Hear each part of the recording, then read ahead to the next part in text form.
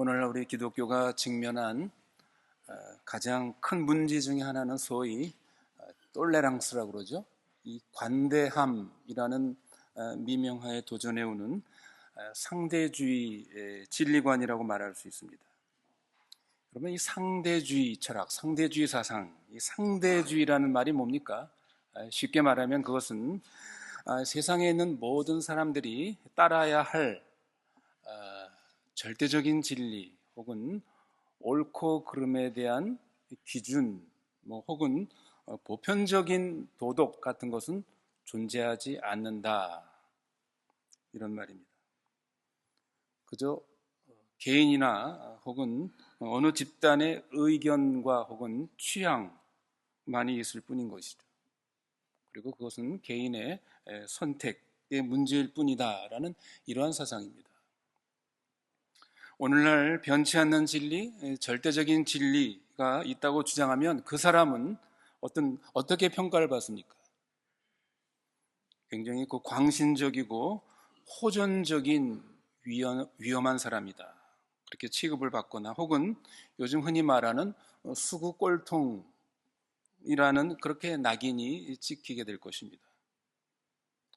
그러나 성도 여러분, 지금으로부터 100여 년 전 이 서구를 비롯해서 이 세상에서는 대부분의 사람들이 자신들이 진리대로 살지는 못할지언정 적어도 옳고 그름의 기준이나 이것이 정상이 혹은 이것이 비정상이다라는 그런 어떤 절대적인 기준, 보편적인 진리와 도덕을 인정하고 살았습니다.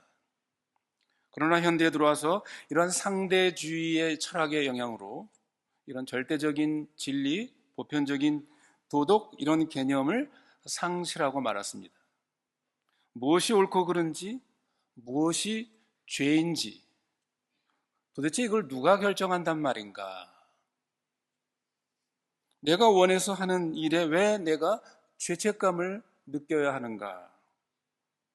하면서 이런 어떤 절대적인 기준, 보편적인 어떤 도덕, 이런 것들은 절대로 없다는 것입니다. 이들의 사상을 따른다면 예를 들면 이런 것이죠. 오늘날 동성결혼이나 소위 트랜스젠더라는 게 있지 않습니까? 성전환을 하는 이런 문제, 이런 것들은 더 이상 잘못이거나 혹은 비정상적이 아니라는 것이죠. 오히려 이런 거를 비정상적으로 혹은 잘못된 것으로 보는 사람들이 이상한 사람들이고 비정상적인 사람이라는 것입니다. 이런 문제는 그저 개인의 선택과 취향에 따를 뿐인 것이지 누가 옳다 그르다 말할 수 없다. 이것이 오늘날 이 세상에 아주 보편적으로 갖고 있는 이러한 사상들입니다. 여러분, 이렇게 하다가 어떤 일이 벌어질 것 같습니까? 이게 더 악화된다면 이제 앞으로는 무슨 부부도 남자 여자의 이런 부부나 혹은 남자 여자가 결혼하는 것이 참 이상하게 보일지도 모르는 그런 시대가 올지도 모릅니다.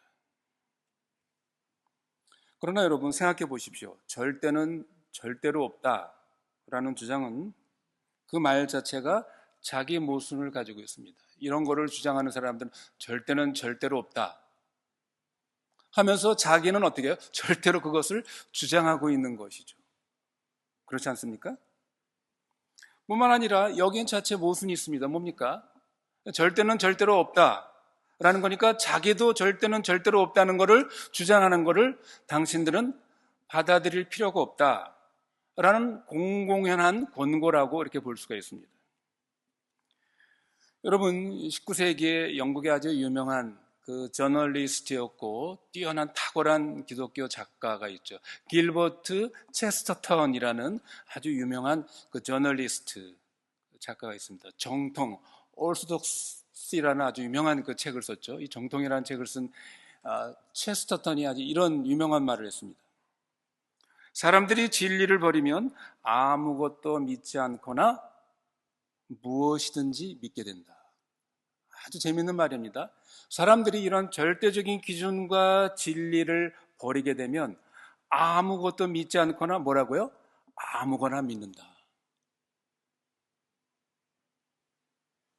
여러분 생각해 보십시오. 오늘과 같은 기술 정보 시대에 오늘날 수많은 소위 그 가짜 뉴스들이 있지 않습니까? 오늘 많은 사람들이 가짜 뉴스를 믿습니다.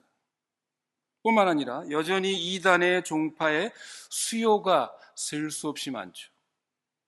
도무지 정상적인 인간이라면 쉽게 판단할 수 있는 그런 기괴하고도 엉터리 사이비 종교를 믿는 사람들이 여전히 많은 것을 보면 이 체스터턴의 말이 지적이 정확함을 입증하고 있습니다. 뭐라고요? 진리를 버리면 아무것도 믿지 않거나 아무거나 다 믿는, 참으로 통찰력 있는 말이 아닐 수가 없습니다. 그러나 성도 여러분, 사실 우리 기독교, 교회는 무신론을 염려할 필요가 없습니다. 오래 가지 못하는 이 무신론이라는 이 미신, 이것은 인간의 본질적인 종교심을 심각하게 위협하지는 않습니다. 예를 들면 지금은 이미 낡은 사상으로 전락해버렸죠. 칼 막스의 유물론적 무신론을 보십시오. 철의 장막대에서 잔혹하게 기독교를 억압했지만 성공했습니까? 진짜 위험한 것은 불신이 아니라, 무신론이 아니라 그릇된 잘못된 믿음입니다. 무신앙이 아니라 사입이 이단신앙이고 의심이 아니라 속임수입니다. 이 사실은 오늘날뿐만 아니라 요한일서가 기록된 AD 1세기 말에도 마찬가지였음을 우리가 이 요한일서를 통해서 보게 됩니다. 저희는 지난 시간에 어떤 사람의 신앙 고백이 참된 신앙인지를 판별하는 시금석이 무엇인지를 이 요한일서를 통해서 살펴보았습니다. 그 시금석은 크게 두 가지 범주를 가지고 있다고 그랬죠. 첫 번째는 뭡니까? 그 사람의 신앙 고백이 참된 신앙인지를 뭘로 판별할 수 있다고 그랬습니까? 그 사람의 생활이라고 그랬죠. 그 사람의 윤리입니다.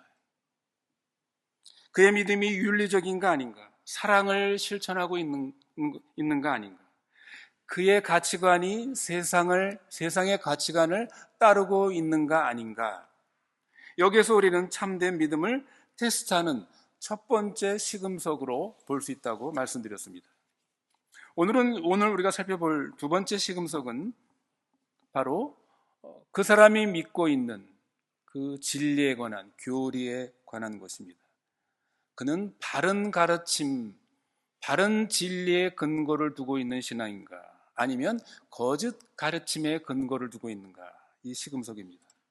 특히 오늘 사도 요한은 오늘 본문 2장 18절로 27절, 또 4장 1절로 6절에서 통해서 이 거짓 가르침과 주님의 이 재림의 징조를 결부시켜서 우리에게 가르치고 있습니다. 이것은 이미 예수님과 다른 사도들의 가르침 속에서 분명히 드러난 내용입니다. 오늘 2장 18절, 22절에서도 여기 적그리스도라는 말로 이 거짓 가르침을 표시하고 있죠. 여러분, 여기서 적그리스도, 안티크라이스트, 이 안티라는 말의 의미가 뭔가, 이것을 살펴볼 필요가 있습니다. 이 적그리스도에서 적이라는 것은 두 가지 의미를 가지고 있습니다. 첫 번째로는 이것은 대항한다라는 뜻입니다. against, 그리스도를 대항한다, 대적한다라는 뜻입니다. 두 번째 뜻은요, 대항한다는 것과 더불어서 대신한다라는 뜻을 가지고 있습니다. 대신한다. 이 경우에는 그리스도를 대신하는 거죠. 첫 번째는 그리스도를 대적하는 것이요, 두 번째는 그리스도를 대신한다. 또 다르게 말하면 그리스도를 흉내낸다, 그런 뜻입니다. 성경이 이런 용어를 사용하는 것에는 분명한 의도가 있습니다. 왜냐하면 기독교회는 이 초기 1세기부터 주님이 다시 오실 때까지 이 두 가지 특징, 그리스도를 대적하는 것과 그리스도를 대신하는 이 악의 세력, 이 적그리스도의 세력, 이 어둠의 사탄의 이 세력의 공격을 받을 것을 예견하고 있는 것입니다. 여러분 생각해 보십시오. AD 1세기부터 초대교회가 시작되었죠. 지금까지 22세기, 21세기의 이 역사를 보십시오. 적그리스도는 한편으로 교회와 신자들을 칼로, 불로, 짐승의 이빨로 잔인하게 대적해 왔습니다.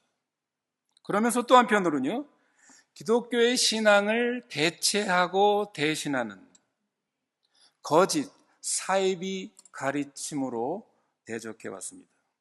그러니까 한편으로는 우는 사자처럼 위협과 핍박으로, 또 다른 한편으로는 양의 탈을 뒤집어쓰고 광명한 천사로 가장해서 그리스도의 교회와 성도들에게 나타나곤 하는 것입니다. 우리가 교회 역사를 보면 이 어둠의 세력, 악의 세력은 상황에 따라서 이런 양면성을 가지고 공격해 왔습니다. 이런 모습은 주님의 승천과 재림 사이, 이게 바로 이 말세라고 그랬죠, 신학적으로. 이 종말의 세대의 특징을 보여주는 마귀의 대표적인 두 가지 전략입니다. 어떤 면에서 보면 교회는 핍박 가운데서 큰 어려움과 고통을 받긴 하지만 어떻습니까? 역설적으로는 교회가 핍박을 통해서 더 정결해지고 순결해지는 이러한 역설적인 측면이 있었습니다. 그러나 사실 우리 교회와 신자에게 가장 위험한 때는 역설적으로 뭡니까?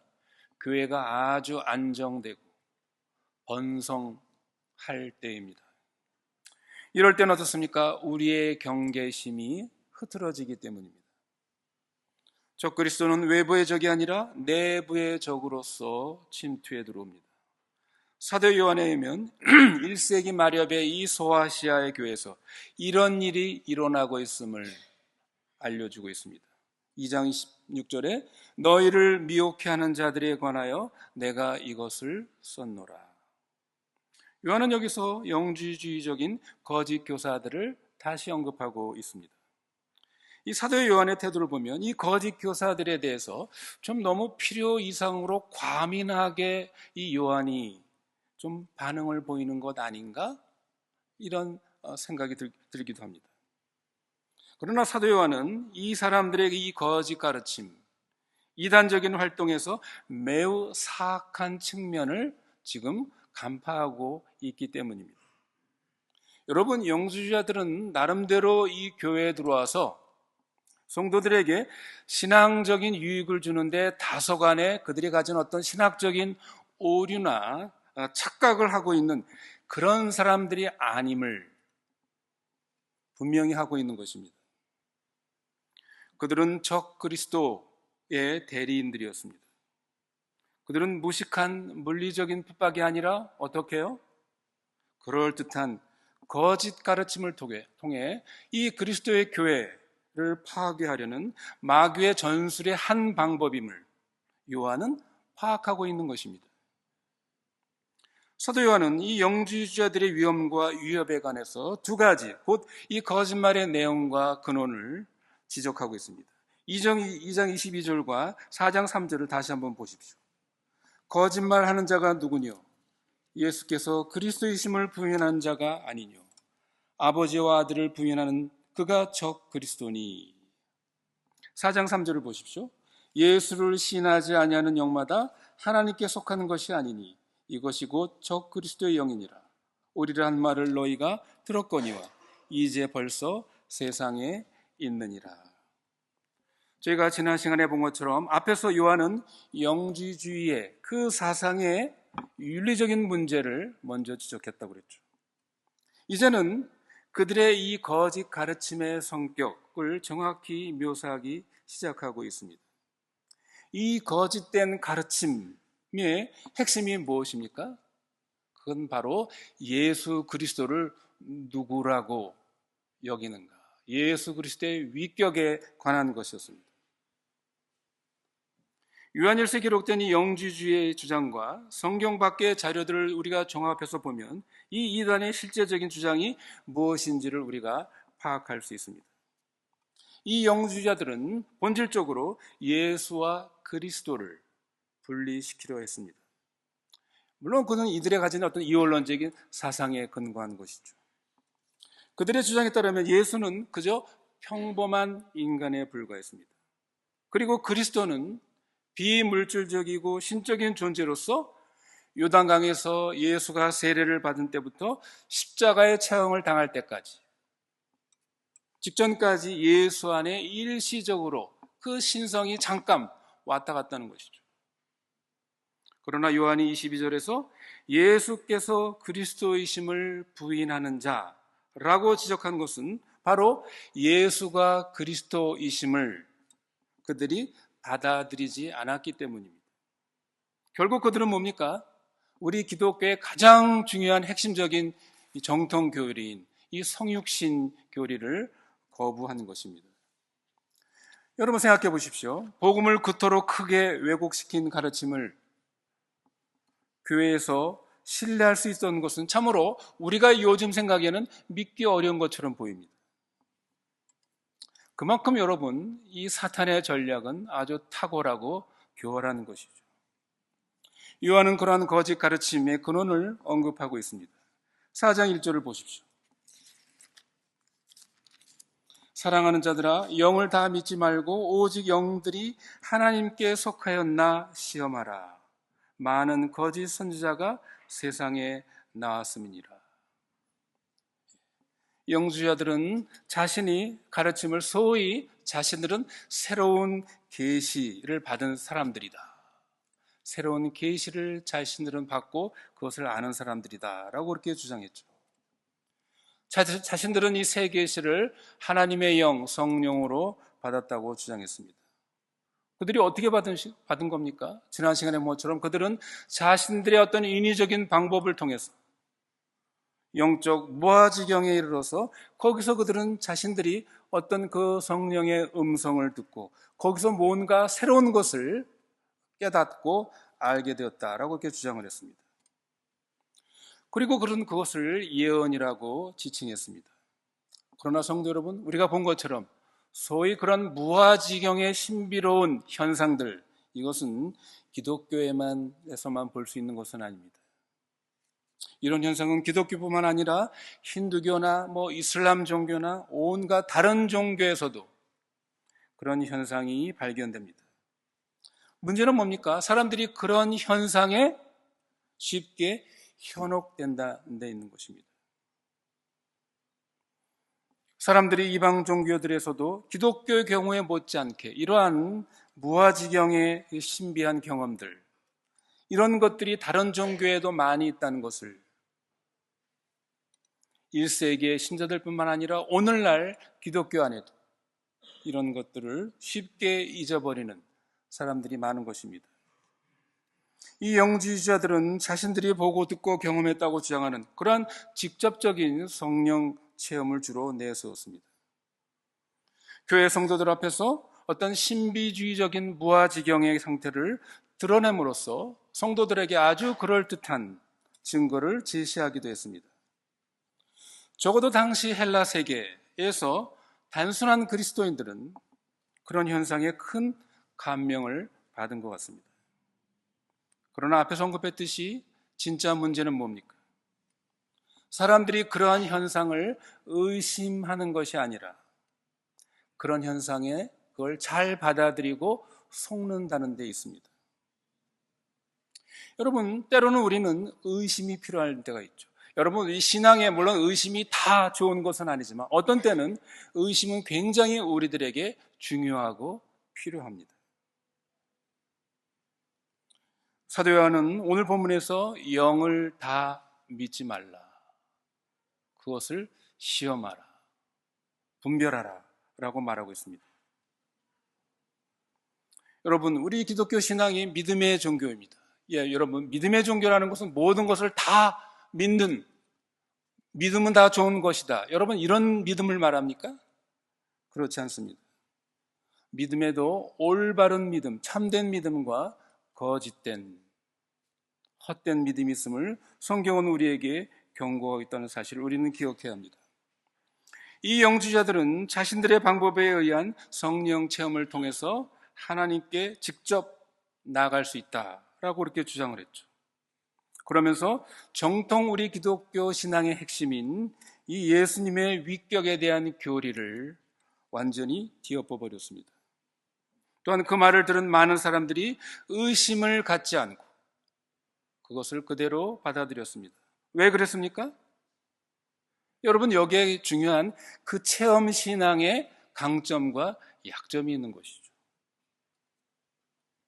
자기들이 그런 어떤 신비로운 체험을 해보지 못했기 때문에 이 영주주자들이 말하는 체험에 쉽게 그 주장에 넘어간 것입니다. 이것이 체험주의 신앙의 강점과 위험성입니다. 물론 이것은 교회 역사 속에서 반복되는 이야기입니다. 또한 이것이 말세의 징표로 지금 사도 요한은 여기서 말하고 있습니다. 그러므로 우리는 이러한 현상에 대해서 놀라지 말아야 합니다. 또 속지 말아야 하는 것입니다. 그것은 교회를 멸하려고 하는 마귀의 부단한 전략의 하나이기 때문입니다. 여러분 생각해 보십시오. 마귀는 우리의 삶의 어떤 그 양식을 훼손시킬 수 없다고 한다면 우리의 교리, 우리의 진리를 훼손시키려고 할 것입니다. 이것은 앞에서 말씀드린 것처럼 적 그리스도의 아주 중요한 전략입니다. 그래서 요한은 참된 신자의 표지, 참된 신앙을 식별하는 세 가지 시금석을 오늘 본문을 통해서 제시하고 있습니다. 첫째는 뭡니까? 개인의 경험이라는 시금석입니다. 오늘 본문 2장 20절을 보십시오. 너희는 거룩하신 자에게서 기름 부음을 받고 모든 것을 아느니라. 여기 우리가 너희들이 기름 부음을 받았다, 이 기름 부음을 받았다는 이 뜻은 여러 학자들의 의견이 분분합니다. 성령이다, 세례다, 교리문답이다 등등 여러 가지 의견이 있습니다. 그러나 여러분, 우리가 여러 가지 해석들 가운데 굳이 하나를 택할 필요는 없습니다. 왜냐하면 요한이 이런 용어를 사용한 중요한 이유가 있기 때문입니다. 당시 영주주자들은 자신들이 어떤 종교적인 신비한 체험들, 이것을 가리켜서 기름 부음을 받았다라고 그렇게 말했습니다. 따라서 요한은 여기서 자신의 편지를 받는 그리스도인들에게 너희도 역시 기름 부음을 받은 사람들이다 라고 이것을 강조한 분명한 의도가 있는 것입니다. 요한은 이렇게 말하고 있는 셈이죠. 너희가 예수를 주로, 예수를 하나님의 아들로, 예수는 참된 하나님이시요 참된 하나님의 참된 인간이심을 여러분이 믿는다고 한다면 그 믿음과 그것을 통해서 여러분이 회심을 하고 세례를 받고 또 하나님 말씀을 통해서 여러분이 하나님 말씀을 잘 배우고 한 이 모든 것들은 바로 성령의 기름 부으심을 통해서 그것이 가능한 것이다 라는 것을 말하고 있는 것입니다. 이것이 너희의 기름 부음이다라는 것입니다. 그러므로 너희는 영적으로 잘 아는 채 하는 이 사람들보다 너희들은 못한 사람이 아니다, 너희는 못하다라고 그렇게 너희들 스스로가 생각할 필요가 없다라고 그렇게 말하고 있는 것입니다. 왜 그렇습니까? 너희는 지금 진리를 알고 있기 때문이라는 것이죠. 너희는 기름 부음을 받은 것은 거짓이 아니고 참된 진리를 아는 자들로 너희는 기름 부음을 받은 자라고 그렇게 말하고 있습니다. 사도들이 전해준 이 은혜의 복음, 즉 예수 그리스도의 이 십자가의 대속의 죽음과 부활을 믿음으로 우리의 구원은 충분하고, 그리고 이제 우리는 성령님을 날마다 의지하면서 옛 자아를 십자가에 못 박으며 구원을 경험해 가는 것, 이것이 바로 기름 부음 받은 그리스도인의 모습이다 라고 사도 요한은 우리에게 말하고 있는 것입니다. 그러므로 이 영지주자들은 이런 신앙으로는 충분하지 않고 별도의 어떤 특별한 그 무엇이 필요하다고 여러 가지로 이 1세기 말에 이 성도들에게 간교하게 신앙을 혼란시키고 우리의 신앙을 예수 그리스도에게 초점을 맞추지 않고 그리스도 외에 다른 것에 초점을 맞추도록 그렇게 한 것입니다. 여러분, 이것이 바로 사탄의 전략입니다. 우리는 항상 이런 거짓 가르침을 주의해야 할 것입니다. 두 번째 시금석은 사도들의 교리입니다. 4장 2절 3절에 하나님의 영은 이것으로 알지니 곧 예수 그리스도께서 육체로 오신 것을 시인하는 영마다 하나님께 속하는 것이요 예수를 시인하지 않은 영마다 하나님께 속하는 것이 아니니 이것이 곧 저 그리스도의 영이라. 여러분, 이 두 구절은 매우 의미심장합니다. 왜냐하면 여기서 요한은 예수 그리스도께서 육체로 오셨다, 다시 말해서 예수 그리스도는 참된 인간이시오 참된 하나님이시다 라는 이 성육신 교리를 여기서 제시하고 있기 때문입니다. 예언의 은사를 지녔다고 주장하면서 이 같은 신앙 고백에 동의하지 않는 자는 하나님의 선지자가 아니라 적 그리스도에게 속한 자임을 분명히 하고 있습니다. 요한은 여기서 자신의 가르침이 신적 권위를 지녔다고 주장하는 자들 앞에서 기독교의 정통성을 신빙성 있게 평가할 수 있는 교리적인 기준들을 제시하고 있습니다. 여러분, 우리가 교회 역사를 보면 신앙 고백서, 신조가 처음부터 있었던 것은 아닙니다. 아마 처음에는 예수 그리스도는 주님이시다, 예수는 주님이시다 라는 그러한 선언만으로 충분했을 것입니다. 하지만 교회 안에 점점 더 말씀드린 것처럼 이런 교묘한 형태의 거짓이 들어오면서 교회의 신앙 고백도 한층 더 복잡해질 수밖에 없었습니다. 이단을 규명하기 위한 교리 규정 작업은 교회사의 초기 수백 년 동안 지속적으로 진행되어 왔습니다. 점증하는 이 거짓 가르침에 대항하기 위해서 이 정통성, 정통교리를 수호하기 위한 필요성이 점점 늘어가므로 그러한 신앙 고백서들이, 신조들이 늘어갔던 것입니다. 세 번째로 시금석은 이 경건한 생활입니다. 오늘 본문 4장 5절 6절 말씀해 보면 4장 5절 하반절에 이런 말 있죠. 세상이 저의 말을 듣는다. 이 거짓 교사들의 말을 듣는다는 것입니다. 왜 들을까요? 그러니까 이 영주주의자들은 매우 성공적이었다는 것을 알 수가 있습니다. 왜냐하면 이들이 세상적인 정신을, 세상적인 가치관을 그들에게 말하고 있었기 때문입니다. 왜 그렇습니까? 영주주의자들은 이 세상, 이 물질은 악한 것으로 생각했죠. 그러므로 이들의 이 세상의 삶, 윤리적인 삶은 매우 부도덕했습니다. 윤리적으로 매우 느슨하고 허용적인 태도를 갖고 있었습니다. 우리가 잘 아는 것처럼 당시 헬레니즘 세계는 성적으로 매우 방종한 그런 문화와 생활 모습이었습니다. 매춘과 동성애는 죄악으로 관주되지도 않았습니다. 신비주의적인 경험을 추구하는 이 영주주의자들의 이러한 열정에는 어떤 도덕적인 고결함은 전혀 없었습니다. 영주주의자들은 신비주의적인 경험을 중시하고 강조했지만 그들의 복음에는 회개의 메시지는 전혀 없었습니다. 영주주의적인 모임에 참석한 이들은 과연 무엇을 찾고 있었던 것입니까? 아니, 오늘날 여러분 보십시오. 오늘날 현대적인 영주주의적인 그러한 신앙의 형태들을 보십시오. 무슨 부흥 집회니 성령 집회니 하면서 그런 모임에 참석하는 사람들은 무엇을 찾기 위해서 거기에 가는 것입니까? 그들의 가르침과 모습 속에서 어떠한 특별한 모습을 볼 수 있기에 거기에 가는 것입니까? 그들 속에서 하나님 나라의 가치나 윤리를 발견하고 그것에 공감해서 거기에 가는 것입니까? 여러분, 그들 속에서 사도들의 가르침의 어떤 모습을 볼 수 있습니까?